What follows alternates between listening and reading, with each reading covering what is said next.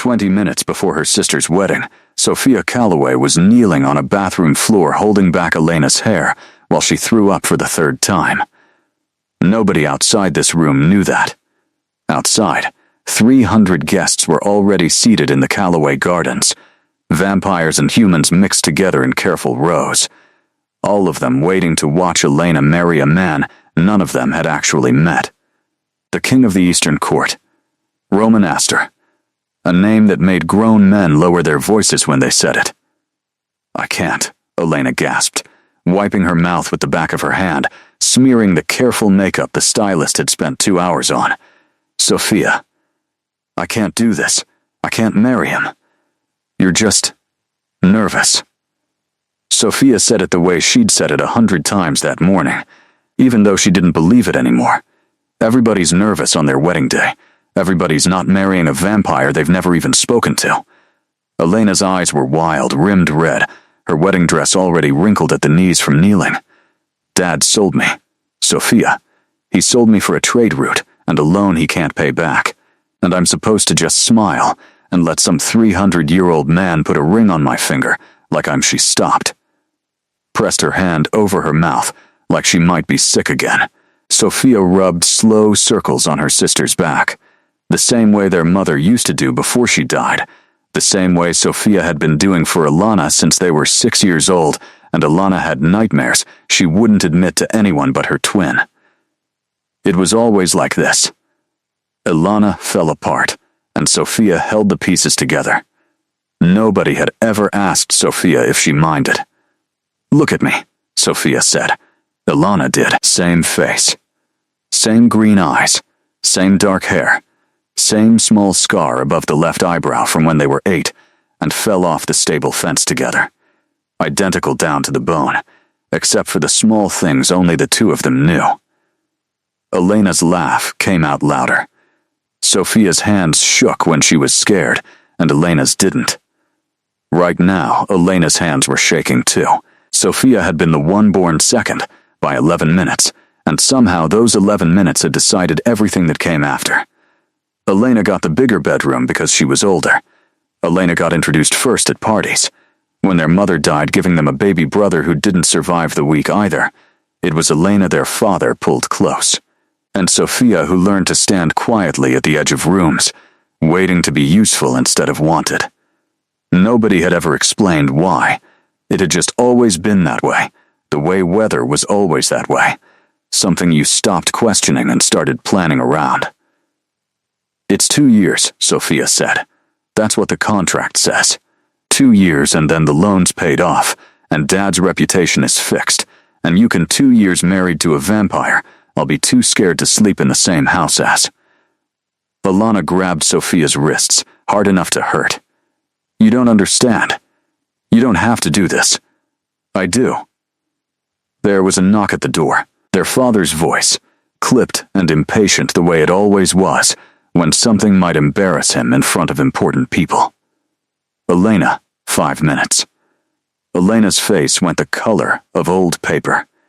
"I'm going to be sick again," she whispered, and for a second Sophia believed it was just nerves, the kind that would pass once Elena was standing at the altar, and it was too late to run. Then Elena said the thing that changed everything. "Switch with me." Sophia actually laughed, a short, disbelieving sound. "What?" "You heard me."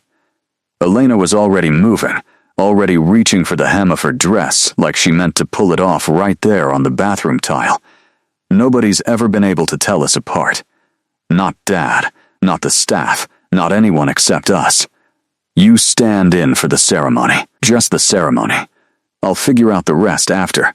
I'll talk to him myself once I'm not about to throw up every 10 seconds. Sophia, I cannot walk down that aisle right now. I physically cannot do it." "Elena, that's insane. That's not. People will know. He'll know. You can't just switch places with someone at your own wedding like it's a school play. He's never seen either of our faces. Not once. The whole arrangement went through lawyers and Dad. He doesn't know what either of us looks like beyond a photograph from 3 years ago, and we looked even more alike back then." Elena grabbed both of Sophia's hands now, and her grip was different than before, pleading instead of panicked. Please, you've spent our whole lives covering for me. One more time, please, Sophia, I'm begging you. Sophia looked at her sister's face, the one that was the mirror of her own, and felt the old familiar weight settle onto her shoulders, the one that had been there since they were children and their father had decided, without ever saying it out loud, which daughter mattered more. If I do this, Sophia said slowly, and he finds out during the ceremony, he won't. You don't know that. Sophia. Another knock at the door, sharper this time. Their father again. Elena's eyes were full and desperate, and so much like their mother's that Sophia's chest hurt looking at them. I have never asked you for anything like this before. That wasn't entirely true. But it was true enough, in the way that mattered, and there wasn't time left to argue about it. Sophia closed her eyes for 1 second. When she opened them, she was already reaching for the buttons on the back of Elena's dress. We're insane, she said. Probably, Elena agreed, already pulling Sophia's plain blue bridesmaid dress over her head in exchange. Hurry, hurry, hurry, hurry. 4 minutes later, the door opened, and the bride who walked out into the hallway was not the one who had walked in. The wedding dress didn't fit Sophia the way it fit Ilana. Not really. They were the same height, same build, close enough that nobody glancing across a garden would notice the difference, but Sophia could feel where the bodice had been taken in, around Ilana's narrower waist, a half-inch of fabric pinching at her ribs with every breath. She told herself it didn't matter. In 20 minutes it would be over, and Elena could explain everything to the king herself, in private, away from 300 watching eyes. That was the plan. Anyway, Sophia had stopped believing in plans a long time ago, but she walked toward the garden doors, like she still did. Her father was waiting in the hallway, straightening his cufflinks, not even looking at her properly. You're late, he said. Don't embarrass us today, Elena. This marriage is the only thing standing between this family and ruin. Do you understand me? Smile. Look grateful. Sophia almost laughed. He'd called her Elena her entire life by accident, more times than she could count. But never once had he mistaken Elena for her. It only ever went one direction. She was good at being mistaken for someone else. She'd had practice. I understand, Sophia said, because that's what Elena would say, and because it was easier than correcting him. Edmund Calloway offered his arm and walked his daughter toward the garden without once looking at her face. Sophia thought about saying something, telling him, right there in the hallway, that this was a mistake, that she was the wrong daughter, that he should go find Elena before it was too late to fix any of this quietly. The words sat in her throat for a second. Then, she pictured her father's face if she said them out loud in front of the staff and the caterers and the vampire envoy who'd already arrived to oversee the ceremony, and she swallowed the words back down instead. Some habits were older than courage. The garden had been transformed overnight into something out of a painting, white flowers strung between the old oak trees, candles burning in glass jars even though it was the middle of the afternoon, because vampires apparently liked the look of flame regardless of whether they needed the light. Rows of chairs filled with faces Sophia half recognized from a lifetime of standing 2 steps behind her sister at parties like this one. Lords and ladies from the human court, pale, still figures scattered among them who didn't fidget the way the humans did, who didn't seem to need to blink as often. And at the end of the aisle, standing very straight in black, was the man Sophia was about to marry pretending to be someone else. She'd seen exactly one photograph of Roman Astor before today, a formal portrait commissioned for the marriage contract, and it hadn't prepared her for this. In the photograph he'd looked carved, distant, like something built rather than born. In person he looked like that too, except worse, because in person you could feel it, the stillness coming off him in waves, the way the air around him seemed to hold its breath. Sophia's own breath caught somewhere behind her ribs. This is Alina's mistake to fix, she reminded herself. I'm just standing in the gap until she's ready. The music started. Some old formal piece played on instruments Sophia didn't recognize, slow and deliberate, giving her exactly enough time to walk the length of the aisle and exactly enough time to panic with every step. She kept her eyes down the way a nervous bride would, kept her chin slightly lowered. Elena's perfume, sharp and floral, clung to the dress and rose up to meet her with every step, a smell that didn't belong to Sophia, on a day that didn't belong to her either. Halfway down the aisle, she made the mistake of looking up. Roman Astor was watching her walk toward him with an expression she couldn't read at all. Not warmth. Not coldness either exactly. Something more careful than both, like a man doing math in his head and not yet sure of the answer. His eyes were a strange pale gray, almost silver in the candlelight, and they tracked her the entire way down the aisle without once blinking that Sophia could see. She thought, absurdly, of the way her father's prize horses used to watch strangers approach the stable, assessing, deciding whether to bolt. By the time she reached him, her hands were shaking so badly she had to clasp them together to hide it. "You're trembling," he said. Quiet, just for her. His voice was low and even, with an accent she couldn't quite place, something old underneath the modern words. "It's a big day," Sophia managed. Something flickered across his face. Gone before she could name it. The officiant began speaking, the standard words about union and contract and the binding of two houses, words that meant nothing to Sophia except that they were running out, that the ceremony was moving forward whether she was ready or not, that somewhere behind the crowd Alina was presumably watching from a window, waiting for the moment she could step back into her own life. Sophia didn't see her sister anywhere. She didn't have time to look. Roman Astor had reached for her hand to slide the ring onto her finger, and the moment his skin touched hers, something in his expression changed completely.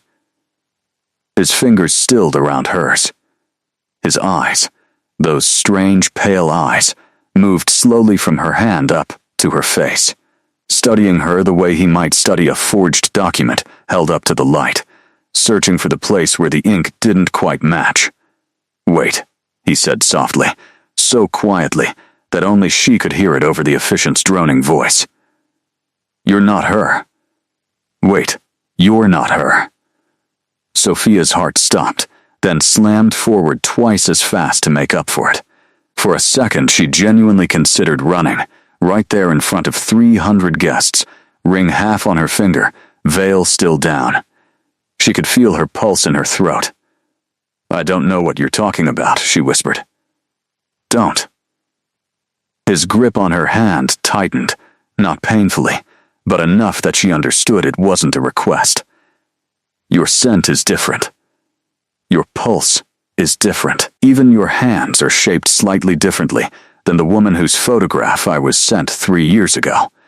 I've had 300 years to learn the difference between a nervous bride and a liar.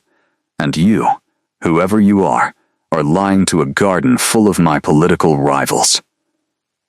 The officiant had paused, sensing something off in the silence, glancing between them with the polite confusion of a man unsure whether he'd missed his cue. Behind them, Sophia could hear the faint rustle of 300 people starting to notice that something had stalled. Roman's eyes didn't leave her face. Sophia waited for him to say it, to turn to the crowd and announce that the bride standing in front of him was a fraud, that the Calloway family had tried to deceive the Eastern Court on its own wedding day, that this whole arrangement was finished before it had started. He didn't. Instead, his thumb moved once, slowly, over the back of her hand, almost thoughtful, like he was buying himself a few more seconds to think. "Continue," he said quietly to the officiant. The man blinked. "Your Majesty?" I said continue. Roman's voice had gone flat and final, the kind of voice that didn't get questioned twice. He turned his face back to Sophia, and there was something in his expression now that hadn't been there a moment before. Something sharper, more deliberate. We'll finish this conversation later. Smile. Sophia didn't know what else to do, so she smiled. The rest of the ceremony passed in a blur she would barely remember afterward. The officiant's voice reciting words about loyalty and protection and the binding of two houses under treaty law. The ring, cold metal, sliding the rest of the way onto her finger. Her own voice saying I do in a tone that sounded steadier than she felt, because some old instinct from a childhood of standing in for Elena at piano recitals and writing lessons knew how to perform calm, even while everything underneath was falling apart.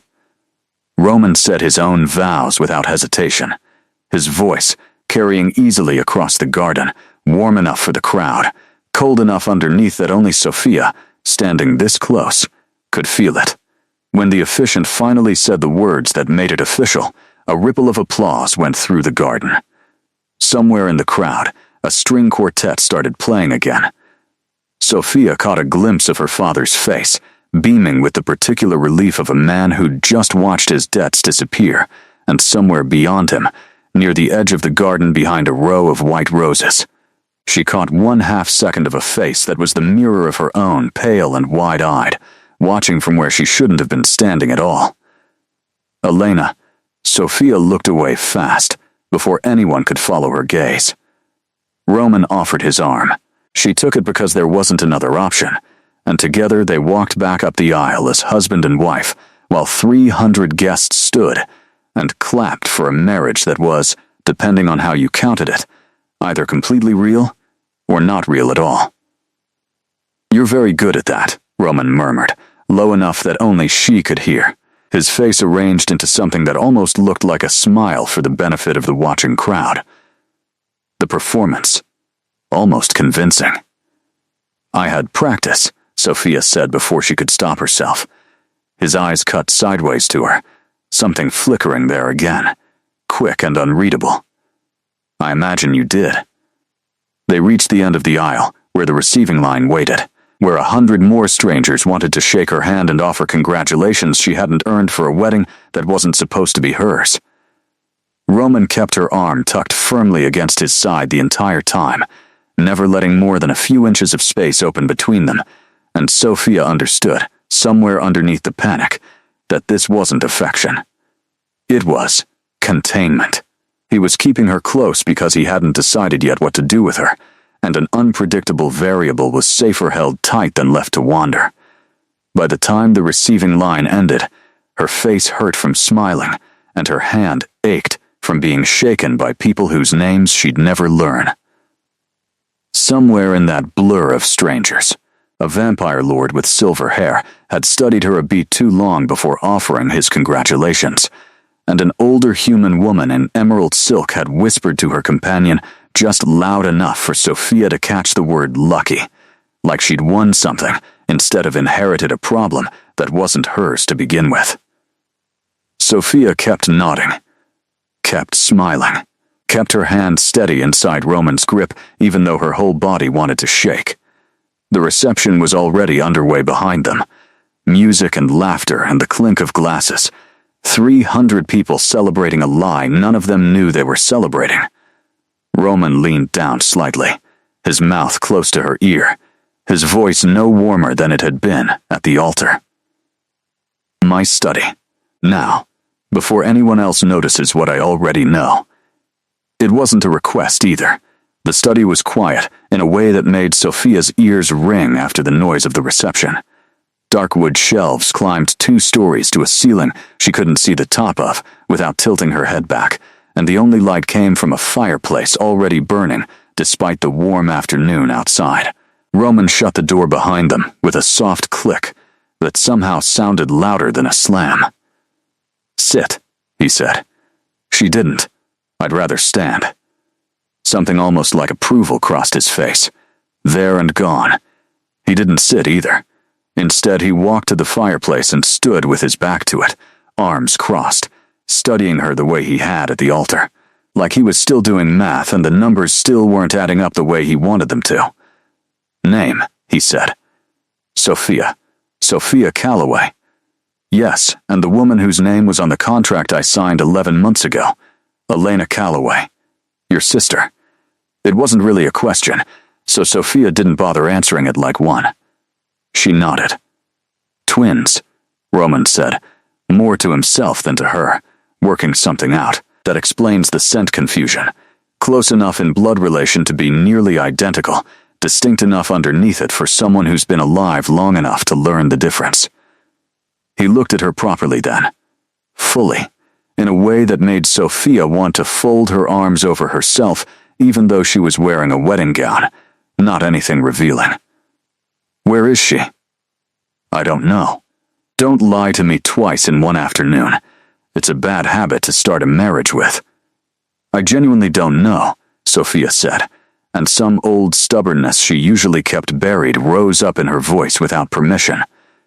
She panicked an hour before the ceremony. Couldn't stop being sick. Begged me to take her place for the ceremony itself. Just the ceremony. And said she'd explain everything to you herself once she calmed down. I haven't seen her since the vows. I assume she's somewhere on the property, but I don't know where, and frankly, neither do you, which makes us even on that front. Roman's eyebrows rose slightly. Whatever reaction he'd expected, it apparently wasn't that one. You're angry, he observed. I'm exhausted, Sophia said, and I just got married to a stranger in my sister's place because she asked me to, and I'm bad at saying no to her, and now I'm standing in a study getting interrogated by a man who could probably kill me without trying very hard. So forgive me if my tone isn't what you expected from a Calloway daughter today. For a long moment, Roman just looked at her. The fire popped behind him, sending a brief flare of orange light across his face, and Sophia thought, absurdly, that he looked tired too, underneath all that careful stillness. 300 years old, and he still looked tired the same way regular people did. She hadn't expected that. Whatever she'd pictured a vampire king looking like in his private moments, exhaustion hadn't been part of it. Why didn't I expose you? He said slowly, like he was answering a question she hadn't asked yet, during the ceremony, in front of 300 witnesses, the moment I realized. I don't know. I've been wondering that myself, because the moment I announced that the Calloway family attempted to deceive the Eastern Court on a treaty marriage, this alliance is finished. Not delayed, finished. And the debts your father owes my court, the ones this entire marriage was supposed to settle, come due immediately, in full, with interest accumulated over 3 years of deferment. He said it flatly, like reciting numbers from a ledger rather than describing a catastrophe. Your family loses everything. Possibly the estate itself. Possibly more than that, depending on how generous my counsel is feeling, which historically is not very. Sophia's stomach turned over. She hadn't known the specifics, only the vague shape of it, that her father owed money he couldn't repay, and this marriage was meant to fix it. And the alternative? She asked quietly. The alternative is that the marriage stands, officially, publicly. The wife I married this afternoon remains my wife, and whatever happened in that garden stays a private matter between the two of us. His jaw tightened slightly. It is, admittedly, not the arrangement I agreed to 11 months ago. You don't even know me. I knew almost nothing about the woman I agreed to marry either way, Roman said. A photograph, a list of accomplishments written by lawyers trying to make her sound appealing. That's not knowing someone. That's reading a summary. He uncrossed his arms, pushed off from the fireplace, took 2 steps closer, close enough that Sophia had to tilt her head back slightly to keep meeting his eyes. So tell me, Sophia Calloway, since apparently you're the one I actually married, what am I supposed to do with you? Sophia held his gaze even though every instinct told her to look away. I don't know, she said honestly. But I'd like a say in the answer, since it's apparently my life too now. Something shifted in his expression, quick and surprised, almost like he hadn't expected her to say that, hadn't expected anyone in this situation to have an opinion that wasn't fear. "Most people," he said quietly, "don't talk to me like that. Most people probably aren't accidentally married to you by lunchtime," Sophia said. For one strange second, she thought he might actually laugh. He didn't. But something close to it moved behind his eyes, gone almost as fast as it appeared. "Here's what's going to happen," Roman said, and the warmth, what little of it there had been, drained back out of his voice. He was a king again, not a tired man standing by a fire. "Tonight you'll travel back to the Eastern Court with me, as planned, as my wife, because that's what every guest at this wedding now believes happened. You'll have your own chambers, separate from mine. You'll attend the functions that require a queen to be present, and you'll say nothing, to anyone, about how this marriage actually began. And if I refuse, then I'll have no choice but to correct the record publicly, and your family loses everything I described a few minutes ago." He said it without cruelty, which somehow made it worse. Just fact. Laid out flat. I'd rather not do that. It's messy, and I have enough messes already without manufacturing new ones over a wedding gone sideways. But I will, if you give me no other option. Sophia thought about her father, downstairs right now, probably accepting congratulations with a glass of champagne in his hand, certain his problems were solved. She thought about the staff who'd worked for the Calloway family for decades, who'd lose their positions if the estate collapsed. She thought, even though she didn't want to, about Elena, who'd asked for one favor and was probably hiding somewhere on the property right now, terrified, waiting to see whether her sister's sacrifice had worked. "Fine," Sophia said. "I'll do it. You don't sound thrilled." "I'm not thrilled. I'm doing math, same as you." She crossed her arms, mirroring the posture he'd had earlier, not entirely on purpose. There was a strange relief underneath the fear in finally being the one making a decision about her own life instead of standing quietly while everyone else made it for her. She didn't examine that feeling too closely. There wasn't time. 2 years. That's what the original contract said, wasn't it? 2 years and the debt's considered settled? Something flickered across his face. "You know the terms of the contract. I read it. Elena gave me the summary, but I asked to see the actual document, because apparently I'm the only one in this family who reads contracts before people sign them on my behalf." It came out sharper than she meant it to, more bitter, an old wound she hadn't realized was still open until it bled through right there in front of a stranger. She softened her tone, embarrassed. 2 years. Then what? Then the terms are fulfilled, and the marriage can be dissolved, if both parties wish it. Roman studied her for a long moment. "You don't have to do this, Sophia. I could still find your sister. Make the correction properly. You could go back to whatever life you had this morning." For one strange second, the offer almost sounded tempting.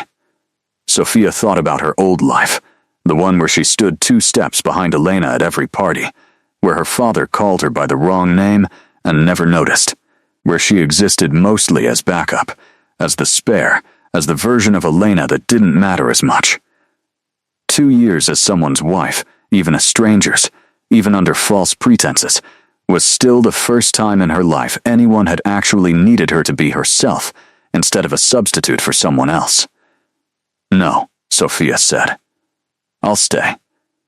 I gave my word in that garden, even if the wrong sister gave it." Roman didn't say anything for a moment. Then he nodded once, like that settled something, and walked to his desk, pulling open a drawer. "You'll need this," he said, holding out a small velvet box. Sophia opened it to find a second ring, simpler than the wedding band already on her finger, plain dark metal without stones. "It marks you as court-bound. Protection, mostly. Anyone who might think a human bride is an easy target will think twice once they see it. Protection from what? My court has enemies, same as any court does.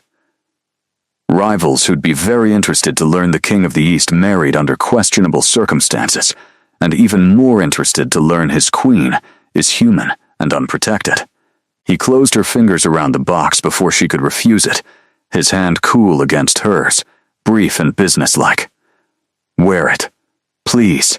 Sophia slid the ring on next to the first one. It fit perfectly, which felt like one more thing in this entire day that had happened without her permission. A carriage was waiting by sundown. Sophia said goodbye to no one, because there was no one left to say goodbye to who knew the truth, and her father, 3 glasses of champagne deep into celebrating his rescued finances, hugged her tightly and told her she'd done well, never once suspecting which daughter he was praising. The ride to the Eastern Court took most of the night. Roman sat across from her in the dark carriage, mostly silent, occasionally glancing out the window at countryside Sophia had never seen before. She kept waiting for him to ask more questions, to demand the rest of the story. But he didn't, and somewhere around midnight, exhausted past the point of fear, Sophia fell asleep against the carriage window, with her sister's wedding dress still wrinkled around her knees. She woke once, briefly, to the sensation of something soft being draped over her shoulders. A coat. His coat. When she cracked her eyes open just enough to see, Roman had already turned back toward the window, watching the dark countryside slide by like he hadn't done anything at all. The Eastern Court castle looked like something carved out of a mountain rather than built on top of one, dark stone walls climbing up into mist that never seemed to fully clear, even at midday. Sophia had expected something colder. Instead, when the carriage finally rolled to a stop in the courtyard near dawn, she found herself staring at ivy growing thick along one entire wing, windows glowing warm gold from inside, and a small fountain still running despite the early hour, water catching the first gray light. "It's beautiful," she said, before she could stop herself. Roman glanced at her, surprised again, the way he kept being surprised by things she said without meaning to surprise him. Most people mention the size first, or the location, given how far we are from anything resembling a city. "I grew up somewhere that looked impressive and felt cold," Sophia said. "I noticed the warm-looking places now." He didn't answer that, but something in his face shifted slightly, and he didn't look away from her quite as fast as he had at any point during the carriage ride. The staff lined up to greet them in the entrance hall. A dozen people in dark uniforms, human and vampire mixed, all of them studying Sophia with the careful blankness of people trained not to show curiosity even when they were dying of it. An older woman stepped forward first, silver hair pulled back tight, sharp eyes that missed nothing. "Your Majesty," she said to Roman, then turned to Sophia with a small bow. "My queen. I'm Mrs. Renner. I manage the household." "Sophia," Sophia said, then caught herself. "I mean, you can call me Sophia, if that's allowed." A ripple went through the staff, something Sophia couldn't quite read. Surprise, maybe, or confusion. Mrs. Renner's eyebrows rose just slightly before she smoothed her expression back into something professional. "Of course, my queen," she said, in a tone that suggested it was very much not of course, that no one had ever said anything like that to her before. Roman cleared his throat. "Sophia will need chambers prepared. The East Wing, the rooms near the library. Those rooms haven't been used since Mrs. Renner stopped herself." "I'm aware," Roman said, his voice tightening just slightly. "Prepare them anyway." Sophia filed that away without asking. There would be time for questions later, she told herself, though she wasn't sure that was true. Everything about this castle felt like it was holding its breath around old grief nobody had explained to her yet. Her chambers, once she finally reached them after a walk through hallways lined with paintings of stern-faced ancestors, were larger than the entire ground floor of her father's house. A canopy bed. A sitting room with its own fireplace. Windows that looked out over a garden gone slightly wild, roses climbing untended over a low stone wall. "This is too much," Sophia said to the maid who'd shown her in, a young woman named Greta, who couldn't have been older than 17. Greta blinked at her. Too much, my queen? I don't need all this space. I grew up sharing a room with my sister until I was 12. Sophia ran her hand along the edge of a dresser carved from wood so dark it looked almost black. Is there somewhere smaller? I wouldn't mind. I don't think anyone's ever asked for smaller before, Greta said, looking genuinely baffled. Should I ask Mrs. Renner? No, it's fine. Never mind. This is fine. Sophia felt heat rise in her face, embarrassed without entirely knowing why, except that she could tell she'd said something strange again. Something that didn't match whatever picture this household had carried in their heads of what a queen was supposed to want. The first week settled into an uneasy rhythm. Roman was gone most days.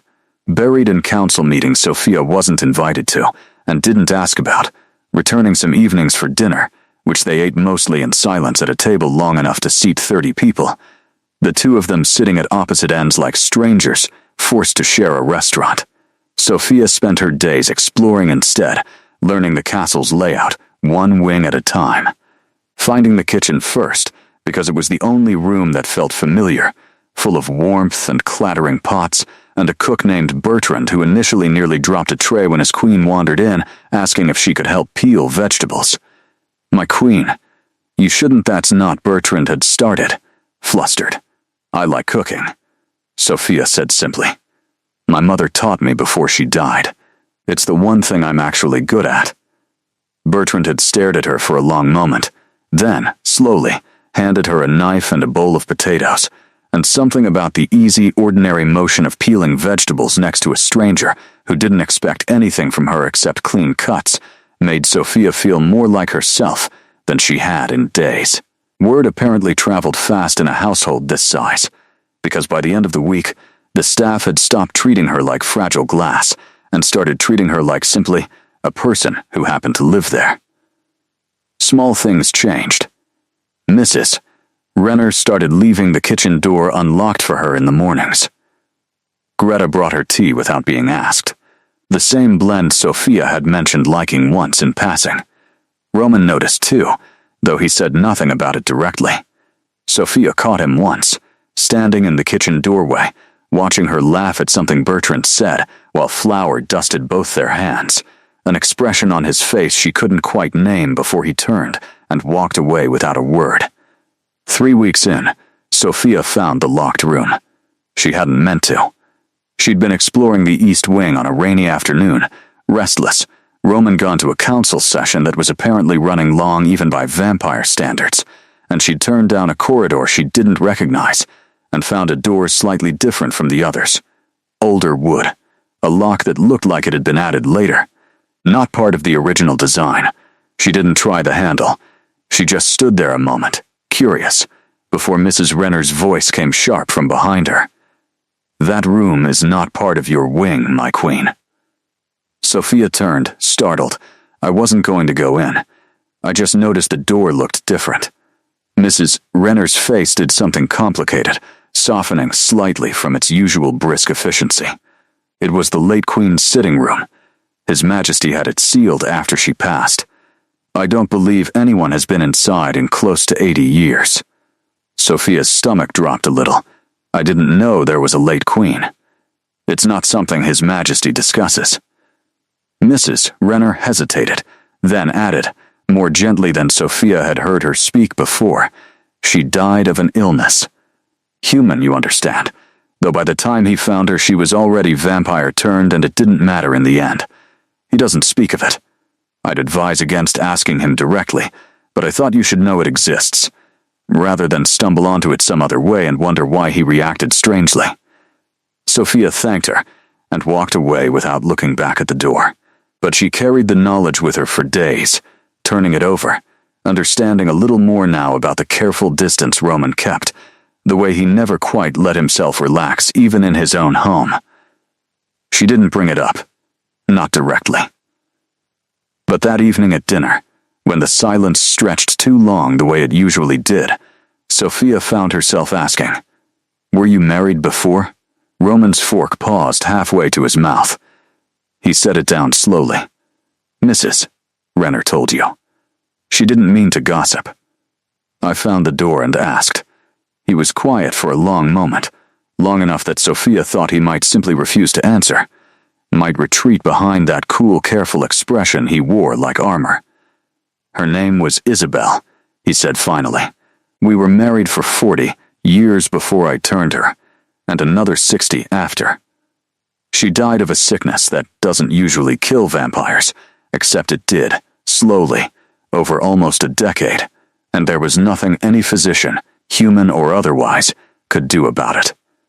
His voice stayed level, but his hands had gone still on the table, motionless in a way that seemed deliberate, like keeping perfectly still was the only thing holding something else in place. That was 83 years ago. I'm sorry, Sophia said quietly. Most people, when they learn that, ask why I never remarried in 80 years. He looked at her then, properly, the way he'd looked at her in the garden the day they met, searching for something he hadn't found yet. You haven't asked that. I assumed the answer was obvious, Sophia said. You didn't want to. I didn't want to, Roman agreed. Until the council decided differently for me and arranged a marriage on paper to settle a debt with a human merchant family I'd never met. A faint, humorless smile crossed his face. And then the bride I was contracted to marry sent her twin sister in her place. And somehow, that turned out to be the first time in 80 years I didn't dread coming home for dinner. Sophia felt heat climb up her neck, not entirely comfortable with how much that admission landed somewhere in her chest.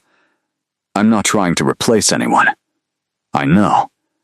His voice softened, just slightly, just enough that Sophia noticed. That's not what this is. Isabel was Isabel.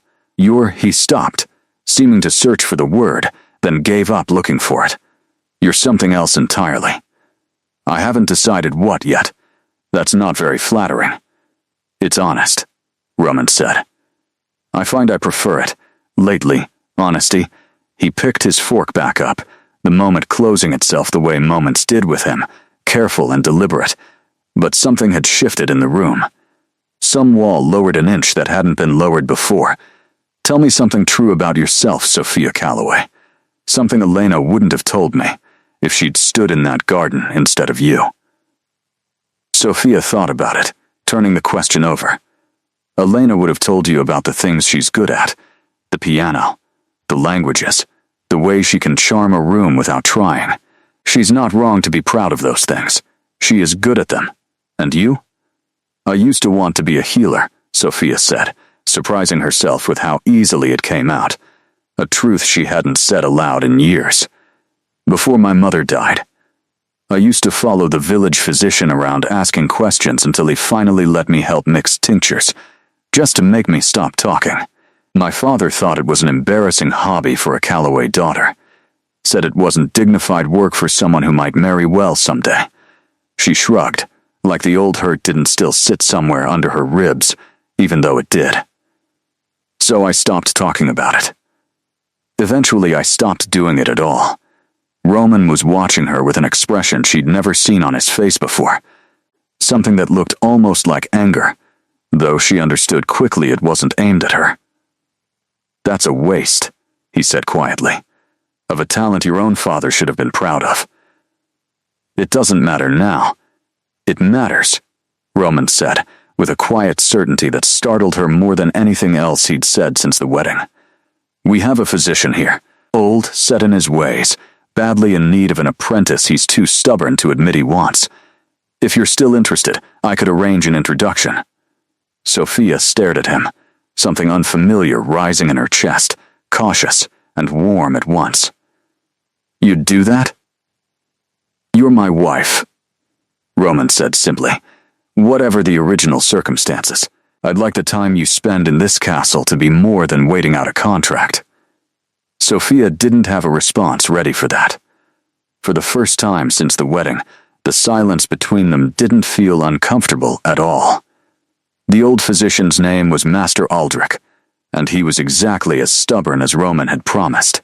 For the first 2 weeks of Sophia's apprenticeship, he barely spoke to her beyond barked instructions, testing her, she suspected, waiting for her to give up or faint at the sight of something unpleasant, or complain about the smell of the tincture room. She did none of those things. She showed up early, stayed late, asked questions when she didn't understand, and kept quiet when she did. And slowly, grudgingly, Aldrich started explaining things instead of just ordering her around. "You have good hands," he admitted one afternoon, watching her stitch a practice wound on a leather pad with neat, even loops. "Steady. Most apprentices shake the first dozen times." "I had practice staying steady," Sophia said, for other reasons, and didn't elaborate, and Aldrich, to his credit, didn't ask. The real test came almost 2 months into the marriage, on a night when a messenger arrived from one of the outer villages, half frantic, saying there'd been an accident at the mill, a worker pinned under a collapsed beam, bleeding badly, and the village's own healer was 3 days' travel away, tending a fever outbreak elsewhere. Aldrich was already in bed, exhausted from a long day, his joints too stiff for hard riding at night. Sophia didn't think twice. She grabbed the emergency kit they kept prepared exactly for situations like this, and was halfway to the stables before anyone thought to stop her. Roman caught up to her there, still in his evening clothes, alarm written across his usually careful face. "You can't go alone. It's 2 hours by horse in the dark, and I don't yet know if this is an accident or something else." "Someone is bleeding to death right now," Sophia said, already swinging up onto a horse with more confidence than she actually felt. "I don't have 2 hours to wait for you to decide it's safe." For 1 second, Roman looked like he might argue. Then, without another word, he mounted his own horse and rode beside her the entire way, faster than any horse should reasonably travel, fast enough that Sophia had to grip the reins white-knuckled and trust that he wouldn't let her fall. The mill was chaos when they arrived, lantern light and shouting, and a young man pinned beneath a fallen beam, his leg crushed, blood soaking through a makeshift bandage someone had pressed against the wound with shaking hands. Sophia didn't hesitate. She was on her knees in the mud beside him within seconds, calling out instructions, directing 2 of the largest men present to help lift the beam while she kept pressure on the wound, talking the injured man through his panic in a low, steady voice that didn't waver even though her hands were slick with blood and her own heart was hammering. "Stay with me," she told him, when his eyes started to roll back. "Look at me. What's your name?" "Tomas," he managed, teeth gritted. "Tomas, you're going to be fine, but you have to stay awake, and look at me. Can you do that?" She worked for almost an hour, cleaning and binding the wound as best she could in the lantern light, setting the worst of the break with a confidence she didn't entirely feel but refused to let show, while Roman stood close behind her the entire time, silent, watching, occasionally handing her something from the kit before she even asked for it, like he'd memorized the order Aldrich had taught her without being told. By the time they got Tomas stabilized enough to transport back to the castle's proper medical room, the sky outside had started turning gray at the edges. Sophia sat back on her heels in the mud, suddenly aware of how badly her hands were shaking now that the emergency had passed, now that there was nothing left to do but feel the aftermath of it. Roman crouched down in front of her, careful, the way he might approach something fragile. "You saved his leg," he said quietly. "Possibly his life. I don't know that yet." "I do." He reached out, hesitated for half a second, then gently took one of her shaking hands in both of his, turning it over to look at the dried blood streaked across her knuckles. "I've watched physicians with 40 years of training freeze under less pressure than what you just handled without flinching. I was terrified the entire time." "That's not the same as freezing," Roman said. "You were terrified, and you worked anyway. That's something else entirely. That's courage, Sophia, whether or not it felt like it from inside." Something about the way he said her name, low and certain, made her breath catch in a way that had nothing to do with exhaustion. She looked up at him, and he was closer than she'd realized. Close enough that she could see flecks of gray in his eyes she'd never noticed before. Close enough that for one long, suspended second, neither of them moved. Then, a horse whinnied somewhere behind them, one of the village men calling out that the cart was ready to transport Tomas, and the moment broke apart as quickly as it had formed. Roman stood first, offering his hand to pull her up, and if his fingers lingered around hers a half-second longer than strictly necessary, neither of them mentioned it on the long ride home.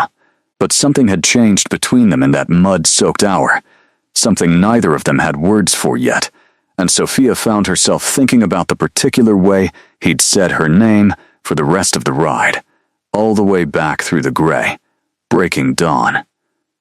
Elena showed up at the castle gates 4 months after the wedding, soaked from rain, traveling alone, with no warning and no escort, and it took Sophia a full 10 seconds of staring at the guard's confused report to understand what she was hearing. A woman at the gate, the guard had said, claiming to be the Queen's sister. She looks, he'd hesitated, clearly unsettled. She looks exactly like you, my queen. Sophia met her in one of the smaller sitting rooms, heart pounding, 4 months of unanswered questions rising up all at once. Elena looked thinner than Sophia remembered, her traveling clothes plain and road-worn. Nothing like the silk she'd been wearing the last time Sophia had seen her face, half hidden behind a row of roses, watching her own wedding happen to someone else. "You're alive," Sophia said, which wasn't what she meant to say first, but it came out anyway. Relief and anger tangled together so tightly she couldn't separate them. "Sophia," Elena's voice cracked. She crossed the room fast and pulled Sophia into a hug that Sophia, after a stiff second, returned. "I'm so sorry. I'm so sorry. I should have come back sooner. I should have explained everything to him myself instead of leaving you to where have you been." Sophia pulled back, studying her sister's face for answers. 4 months, Elena. I didn't know if you were alive. Dad told everyone you'd gone to stay with an aunt in the south for your health, and I had no way to know if that was true, or if he was just covering for the fact that he didn't know either. Elena's eyes filled. I was scared. I kept telling myself I'd come back the next week, then the next, and every week that passed made it harder to face what I'd done. I left you to deal with all of it. The wedding, the marriage, a vampire king who probably hates me for what I did. She sank into a chair, looking smaller than Sophia had ever seen her. I was staying with someone. Daniel. He works the stables back home. He always has. You remember him. Sophia did remember him. A quiet, kind young man who'd never once treated either Calloway twin like they were anything other than ordinary people. You ran off with Daniel. I love him, Alana said simply. I have for years, and I never told anyone because Dad would have never allowed it. A stable hand isn't exactly the match he had planned for either of us. When the marriage contract came through, marrying a vampire king I'd never met felt like the final nail. I panicked. I'm not proud of how I handled it, but I panicked, and you were the one who paid for it. I didn't pay for it, Sophia said slowly, surprising herself with how true it felt to say out loud. Not the way you think. It's been hard and strange, and I didn't choose any of this. But Elena, I'm not unhappy. Not anymore. Not the way I thought I'd be. Elena studied her for a long moment, something shifting behind her eyes. You care about him. Sophia didn't answer right away, which was answer enough. Sophia, Elena's voice went careful. You know this isn't real, don't you? Whatever's happening with you and him, it started as a contract because of Dad's debts. It's not some grand love story just because he's been kind to you. The words landed harder than Sophia expected, an old fear she hadn't let herself examine too closely, suddenly given shape and voice by the one person who knew her best. I know what it started as, Sophia said quietly. I just don't want you to get hurt, Elena said. I know how you are. You give everything to people who don't always. She stopped herself, but Sophia heard the rest of the sentence anyway. The old accusation underneath it, the one about their father, about a lifetime of giving Elena everything and getting scraps in return. Before Sophia could respond, the door opened, and Roman stepped inside, clearly having been told about the unexpected guest. His eyes moved between the two identical faces, something unreadable passing across his expression. "Elena Calloway," he said, his voice carefully neutral. "I wondered if we'd meet eventually." Elena stood, suddenly nervous in a way she hadn't been with Sophia. "Your Majesty, I owe you an apology. A significant one. What I did at the wedding was—" "We'll discuss it," Roman said. Not unkindly, but firmly. "Privately, later for now. You're welcome to stay as a guest while we sort out the appropriate response." Elena nodded, looking relieved at the reprieve, and excused herself to find the room Mrs. Renner had been sent to prepare, leaving Sophia and Roman alone in the sitting room, with the rain still falling steady against the windows. "How much did you hear?" Sophia asked.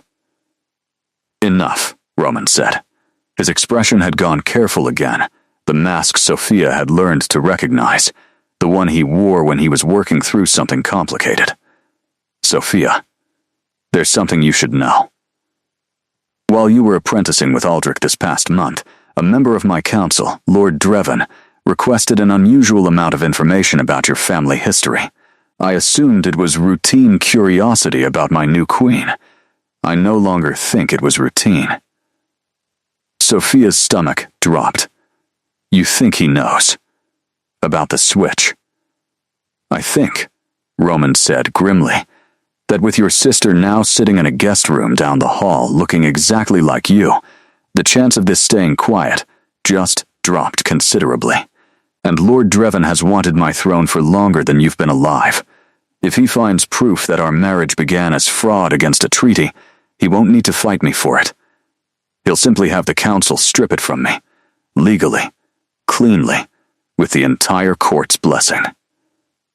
The rain kept falling outside, steady and indifferent, while somewhere down the hall, Elena unpacked a bag in a guest room, unaware that her arrival might have just handed their enemies exactly the weapon they'd been waiting 4 months to find. Lord Dreven made his move 3 days later, at a council session Sophia had never been invited to before, and was suddenly, pointedly, summoned to attend. The council chamber was colder than the rest of the castle, all dark stone and high windows. A long table surrounded by faces Sophia mostly didn't recognize, vampire lords and ladies who'd ruled territories for centuries, watching her walk in with the same careful, assessing stares she remembered from her wedding day. Elena sat near the back, pale and uneasy, having been summoned as well, clearly unsure why. Lord Dreven stood as soon as Roman took his seat at the head of the table. He was an older vampire, silver-haired, with the kind of polished smile that never quite reached his eyes. "Your Majesty," he began, "I have information that affects the legitimacy of your marriage, and by extension, the validity of the treaty it was meant to settle." Roman's expression didn't change. "Then, share it, Lord Dreven. The council is listening. I have testimony," Dreven continued, clearly enjoying himself, "from members of the Calloway household staff, confirming that the woman who walked down the aisle 8 months ago was not the bride named in the original contract. That woman," he gestured toward the back of the room, toward Elena, whose face had gone bone white, "is sitting among us today. An imposter switch, executed in front of 300 witnesses, deceiving this entire court." A ripple of shocked murmurs moved through the room. Sophia kept her chin up, refusing to let her hands shake the way they wanted to, even as every eye in the chamber turned toward her. "If this is true," Dreven pressed on, voice rising with theatrical outrage, "then the marriage was fraudulent from its very first moment. The treaty it secured should be considered void. And frankly, Your Majesty, the council should question whether a king who either knew about this deception and concealed it, or failed entirely to notice it, is fit to continue, I knew, Roman said. The room went silent. I knew within seconds. Roman continued, standing now, his voice carrying easily across the suddenly still chamber. I knew the moment I took her hand at the altar that the woman standing in front of me was not the bride described in my contract. I completed the ceremony anyway, because I made a judgment in that moment about what would actually serve this court and its people. Dreven's smug expression faltered slightly. You admit to deliberately concealing a fraud from this council? I admit to making a decision a king is entitled to make, Roman said. The Callaway Treaty exists to protect trade routes and stabilize debt this court is owed. Nothing about that purpose required the specific identity of the bride. I assessed the situation and determined the marriage still served its function. His eyes moved to Sophia, something steady and certain in them that she felt in her chest like a physical thing. What I did not anticipate, Lord Dreven, was that the woman who actually stood at that altar would prove herself, repeatedly, over 8 months, to be more capable, more honest, and more genuinely suited to this court than the original arrangement ever could have produced. Sentiment, Dreven spat, is not law. No, Roman agreed. But neither is your outrage, Lord Dreven, and I notice you've conveniently left out the part where you spent the last month digging through a human merchant family's private staff for information that serves no purpose except destabilizing my throne. His voice sharpened, dangerous now in a way Sophia hadn't heard from him before. This isn't concern for treaty law. This is opportunity, and you've been waiting for one since the day I took this seat. Several council members shifted uncomfortably, glancing between Dreven and Roman like they were recalculating something. The woman in question, Roman continued, turning to address the full table now, has served this court honorably since the day she arrived. She has treated our staff with respect they're rarely shown by nobility. She rode into a crisis at the outer mill without hesitation and saved a man's life with her own hands. She has earned the trust of this household in 8 months more thoroughly than some members of this council have earned mine in 80 years. He paused, and when he spoke again, his voice had dropped, quieter, but somehow louder for it. I am not asking this council's permission to remain married to her. I am informing you of the fact. Sophia Callaway is my queen by choice mine, made with full knowledge of how the marriage began. If anyone at this table believes that disqualifies her, I invite them to bring a formal challenge, and we will settle the matter the old way. The way this court has always settled disputes of legitimacy. Nobody at the table moved. Dreven's jaw tightened, calculating, clearly weighing the cost of pushing further against a king who just openly offered combat as an alternative to debate. After a long, tense silence, he sat back down, defeated for now, though the look he gave Sophia on his way down promised this wasn't finished. The council head cleared his throat, visibly relieved to move past the confrontation. The treaty stands then, as does the marriage. Are there other matters to bring before this session? There weren't. The meeting dissolved into stiff, awkward conversation, and Sophia found herself moving through the dispersing crowd in something like a daze, Roman's hand finding the small of her back the way it had at the wedding reception, except this time, it didn't feel like containment. It felt like he simply didn't want to stop touching her. That night, Sophia found Roman on the balcony outside his study, looking out over the dark garden below. The same garden she'd glimpsed from her window her first week in the castle, roses still climbing wild and untended over the low stone wall. You didn't have to say all that, she said, joining him at the railing. In there. You could have let the council think whatever they wanted about why the marriage stayed intact. Politics, treaty obligations. You didn't have to make it about she gestured vaguely between them, unable to find the right word. About what it actually is? Roman finished, glancing at her sideways. I don't know what it actually is, Sophia admitted. Do you? He was quiet for a long moment, his hands braced on the stone railing, The city lights of the territory spread out far below them, scattered and small. I know that 80 years ago I told myself I'd never feel anything again that mattered enough to risk losing. I know that for 80 years, that worked. Nothing got close enough to threaten the wall I'd built. He turned to face her fully. And I know that 8 months ago, a woman in the wrong wedding dress looked at me in a garden and ruined that wall completely, without even trying to. Sophia's breath caught. Roman let me finish, because I don't say things like this easily, and if I stop now, I might not start again. His voice was low, steady despite the obvious effort it cost him. I watched you ride into a crisis without hesitation. I watched you treat a frightened kitchen boy with the same respect you give visiting dignitaries. I watched you stand in front of a council of people who could destroy your family and refuse to apologize for existing in the life you'd been handed. He reached out, brushing a strand of hair back from her face, his fingers lingering against her cheek. I didn't marry you, Sophia. Not really. Not the version of events anyone in that chamber believes. I married a stranger out of obligation, and somewhere in the months since, I fell in love with the actual woman standing in front of me instead. I thought you'd never say something like that. Sophia whispered. I thought I'd never feel something like that again, Roman said. And yet, she closed the distance between them before he could say anything else, and the kiss that followed was nothing like the careful, business-like distance they'd kept for 8 months. His hand came up to cradle the back of her head, hers fisted in the front of his shirt, and when they finally broke apart, both slightly breathless, Sophia found herself laughing. A real laugh, surprised out of her by the sheer strangeness of how her life had unfolded since that morning on the bathroom floor, holding her sister's hair back. What? Roman asked, smiling. An actual smile. The first one she'd seen from him without effort behind it. Nothing. Just thinking about how angry I was at Elena 4 hours after my wedding for ruining my entire life, Sophia said.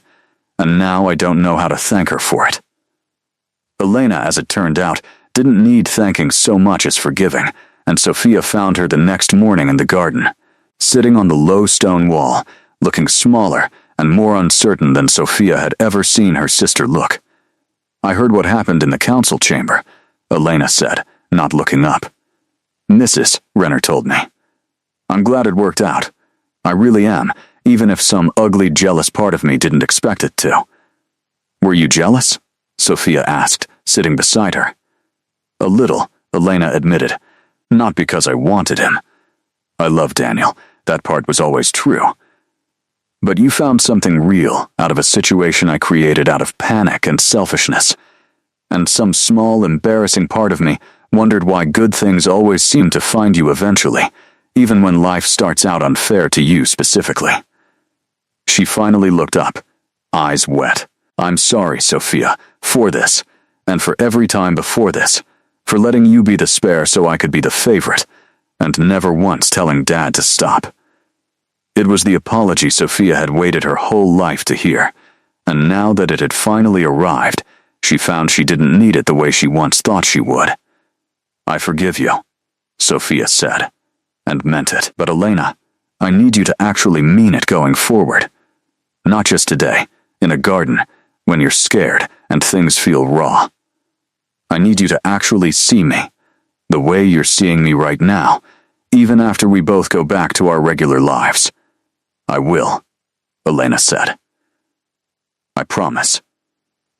Roman, it turned out, had already arranged for Daniel to be sent for, and had quietly informed Edmund Calloway that his younger daughter's marriage to a stable hand would be happening with full court backing whether he approved or not. A piece of news that arrived at the Calloway estate with enough royal weight behind it that Edmund found himself, for the first time in either daughter's life, with no real say in the matter at all. Elena and Daniel married 3 months later, in a small ceremony in the same garden where Elena had once panicked her way into changing 2 lives forever, this time with the right sister standing exactly where she belonged. 3 years after the wedding that wasn't supposed to be hers, Sophia stood in the same garden where it all started. watching her husband chase their 2-year-old daughter across the grass, while the late afternoon sun turned everything gold. The little girl, Mira, had Roman's pale eyes and Sophia's stubborn chin, and she shrieked with laughter every time her father caught her, scooping her up onto his shoulders like she weighed nothing at all. It was strange, still sometimes, to watch the king of the Eastern Court, a man 300 years old who'd once kept his entire life locked behind careful stillness, fall apart so completely and so willingly for a toddler who fed him mud pies and called them dinner. "She's going to be impossible," Mrs. Renner said, coming to stand beside Sophia with a tray of tea she hadn't asked for, but was grateful for anyway, the steam curling up into the warm evening air. The older woman had softened considerably over the years, though she'd never admit it directly. Spoiled rotten, that one. He can't say no to her about anything. He's making up for 80 years of not letting himself want anything, Sophia said, watching Roman set Mira down so she could chase a butterfly through the roses, the same wild roses that had been climbing untended over that low stone wall the first week Sophia arrived. They'd left them that way, on purpose. Roman said he liked that they grew however they wanted, no one trimming them into something more proper. Sophia had become the castle's primary healer 2 years ago, after Aldrich finally retired, gray and stubborn to the last, telling anyone who'd listen that his apprentice had surpassed him faster than any student he'd trained in 40 years of practice. She still kept her hands busy most mornings in the small clinic she'd built in the East Wing, treating villagers and staff alike, and some afternoons, if Roman's schedule allowed it, he came to sit with her there, reading reports while she worked, neither of them needing to fill the silence with conversation anymore. Elena visited twice a year, always with Daniel, sometimes with their own son now, a quiet, serious boy named after their mother. The sisters had built something steadier between them in the years since the wedding. Not perfect, never quite erasing the old imbalance entirely, but honest in a way it hadn't been before. Elena had stopped apologizing eventually, the way Sophia had asked her to, and started simply showing up instead, which turned out to matter more than the apologies ever had. Their father had died 18 months ago, quietly, of an illness that had nothing dramatic about it, and Sophia had gone to the funeral and felt mostly a complicated grief for the relationship they'd never had, rather than the one that actually existed. Roman had stood beside her through the whole thing, silent and steady, and afterward, on the long ride home, he'd simply held her hand and let her cry, without asking her to explain any of it. Lord Dreven was gone from the council now too, quietly removed after a second, far less subtle attempt to undermine the throne the following year, one that several council members had been all too happy to help expose once they'd watched Sophia prove herself, season after season, exactly the kind of queen worth protecting. Nobody questioned her place at that table anymore.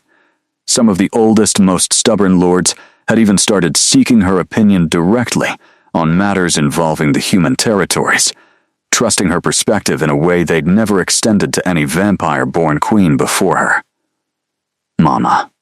Mira came barreling across the grass, breathless, a fistful of crushed roses clutched in one small hand.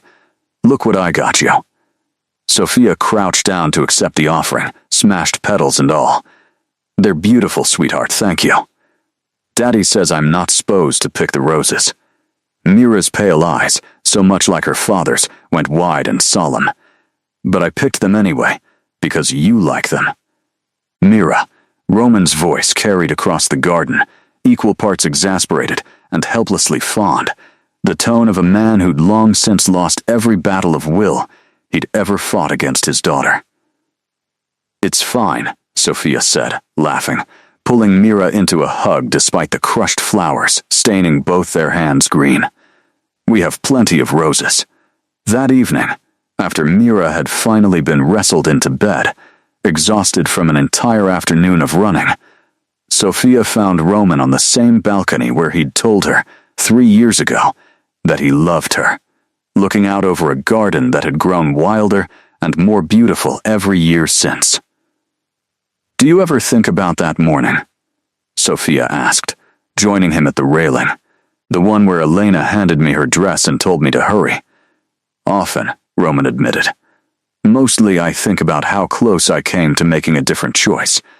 I could have stopped the ceremony the moment I realized. Why didn't you?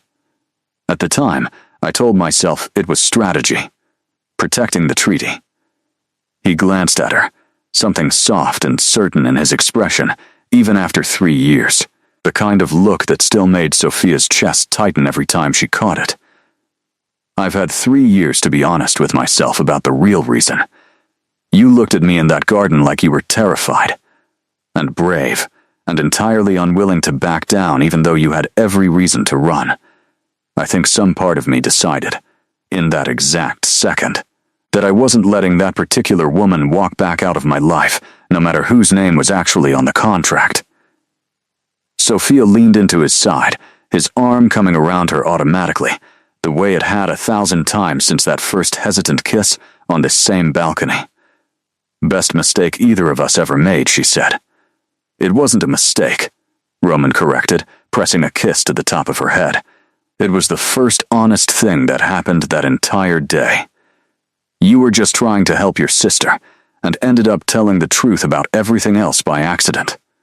Below them, the roses grew wild and untamed over the low stone wall, untrimmed and uncontained, exactly the way they liked them, and somewhere inside the castle. Their daughter slept soundly in a bed she'd refused to let anyone make properly, certain in the particular fearless way of children, raised entirely without doubt, that she belonged exactly where she was. Sophia had spent the first 22 years of her life believing she was the spare, the substitute, the version of someone else that nobody had actually chosen. It had taken one panicked morning, one borrowed wedding dress, and one vampire king who noticed the difference within seconds to teach her otherwise. She hadn't been a substitute at all. She'd simply been waiting for someone to look closely enough to see her. And he had, from the very first second, in a garden full of people who never noticed anything at all. Not the crown, not the castle, not even the title she'd never asked for.